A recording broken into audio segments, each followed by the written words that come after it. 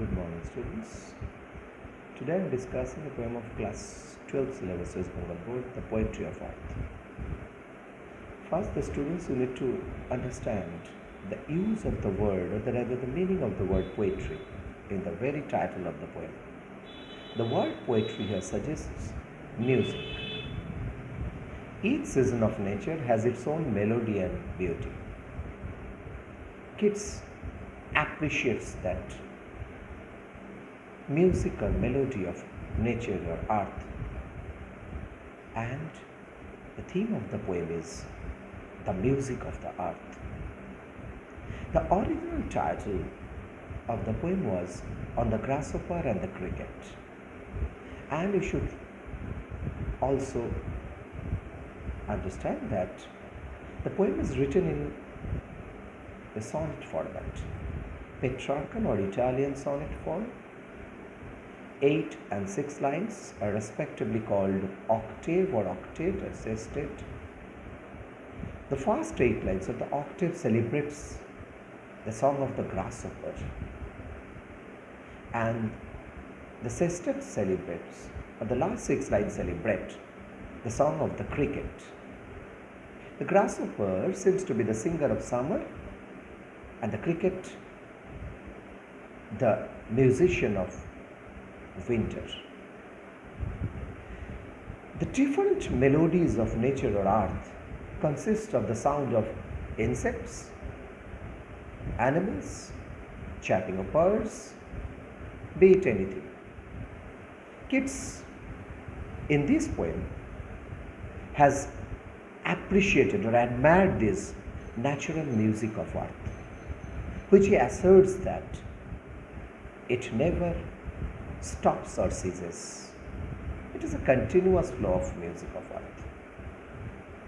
So let us start the poem. The poetry of earth is never dead. The very first line is a strong assertion by the poet. It only emphasizes the continuity of the music of earth. The poetry of earth is never dead. That means the music of earth is ever alive. It is eternal. It never dies. When all the birds are faint with the hot sun and hide in cooling trees. So, the poet first takes the season summer. During summer, it is scorching heat, and due to the hot sun, due to the scorching heat of summer or the hot sun, or the hot and sultry summer days, the birds become tired. Faint here suggests or means tired, exhausted, wearied, fatigued. So many meanings. Faint, tired. So when in the hot sun, the birds get tired, they rest in the cooling trees. That means the leafy shade provided by the boughs of the trees, the leafy shade provided by the branches of the trees. The tired, exhausted birds take shelter in the cooling trees. They take rest there. Next, a voice will run. So, you will feel, where is the music of summer? At that point, the poet stresses that a voice will run from hedge to hedge. Suddenly, a voice is heard. A voice will run means the source of the voice is moving somewhat. The grasshopper is flying.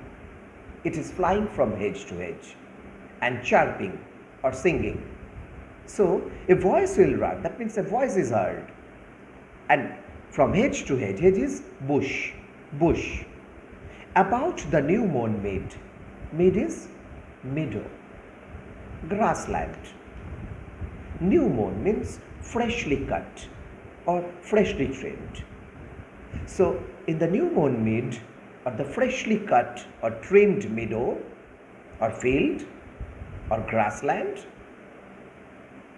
The grasshopper frisks or flies or frolics from edge to edge and sings. That is the grasshopper. Now the poet comes. Who is the singer of summer then? The grasshopper. The grasshopper carries the music of summer. When other birds, or rather when all the birds get tired or faint due to the hot sun and take refuge in the cooling trees, the grasshopper shoulders the responsibility of carrying on the music of earth. So the grasshopper is the poet or the singer of summer. He takes the lead. That means he is the leader. He takes the lead. He comes forward. He is there. He is the representative of the music of summer here. He takes the lead in summer luxury. Summer luxury is the beauty and abundance of summer. Each season has its beauty, has its uniqueness. The grasshopper delights in that beauty. The grasshopper rejoices at that beauty. The grasshopper enjoys summer. So he takes the lead in summer luxury. He has never done with his delights. Delights is merriment. The grasshopper enjoys summer. He frolics from here and there, sings. He baths in summer luxury. And then he is never tired of his fun. He is never tired of his merriment, enjoyment.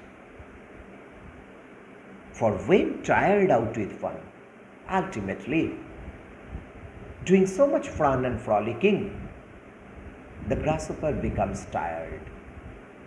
The musician of summer, the singer of summer, the grasshopper becomes tired due to that fun, too much fun that he gets engrossed in. He rests at ease beneath some pleasant weed. Beneath is under. Weed, unwanted plants. So, pleasant is nice. So, after so much fun and frolicking, when the grasshopper ultimately tires out, he rests where? Beneath some pleasant weed. So, where does grasshopper rest? Beneath some pleasant weed.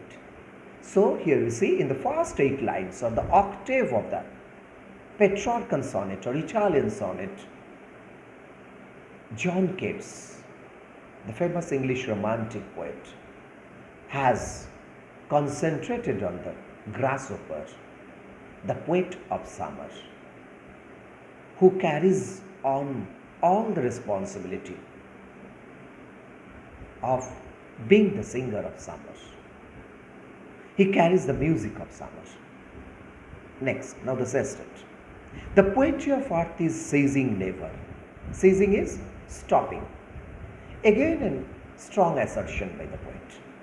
Same like the start of the octave. Here also in the start of the sestet or the last 6 lines. John Keats makes a strong assertion that the poetry of earth is ceasing never. That means it never stops. It is continuing ever. It's a ceaseless movement. The music of earth never ceases to exist. On a lone winter evening, now comes the season winter. How is the winter evening? Lone. It's freezing cold. Frost falling. People are hardly outside. They are under the cozy comfort of their homes. So it's desolate winter, bleak winter. So on a lone winter evening, when the frost has wrought a silence, wrought is made or created or caused. So when frost has created silence, made silence all around, from the stove there thrills the cricket song. So when we assume that the winter evening is so lonely, it's so desolate, bleak, breaking the silence of the cheerless winter, breaking the silence of the bleak, gloomy or desolate winter, the cricket sings. The stove or the fireplace is the source of the cricket song.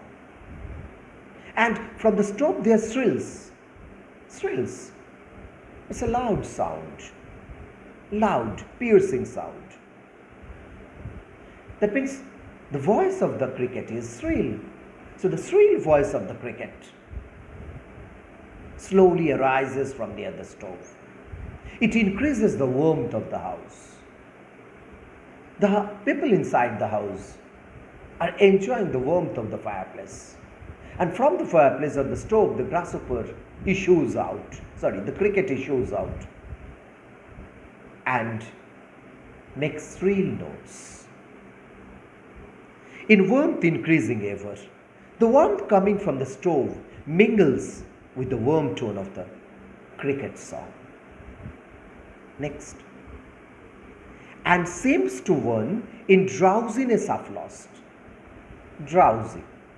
That means not totally sleeping, or rather not totally asleep, or the not totally awake. A drowsy state. Half lost. That means half lost in drowsiness.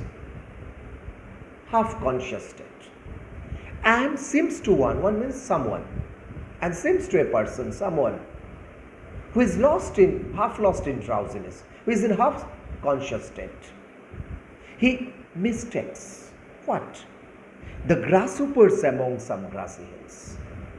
That person, that very person who is half lost in drowsiness, in a semi-drowsy state, he mistakes the cricket song to be the grasshoppers, generating from some grassy hills.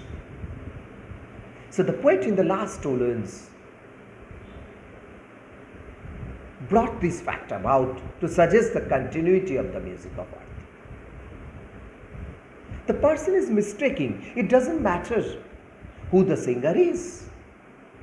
The poet is trying to emphasize that whether it is a grasshopper or the cricket, it doesn't matter a lot. What matters is the continuity or the ceaseless flow or movement of the music of earth.